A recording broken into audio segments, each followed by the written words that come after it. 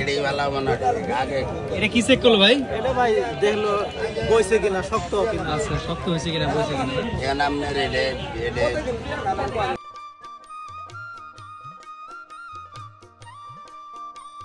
কত করে বিক্রি করলেন?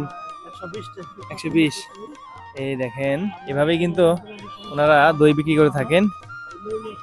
বয়াম ভরে নিয়ে যাচ্ছে মহিষের টক দই। টক দই 120 টাকা কেজি বিক্রি করলেন। 2 কেজি আছে এখানে। এই পাত্রে 2 কেজি আছে না? বয়াম ভরে নিয়ে গেলেন 2 কেজি। আপনি কয় কেজি নিয়ে আসছিলেন? 12 কেজি। 12 কেজি। প্রতি হাটে নিয়ে আসেন না?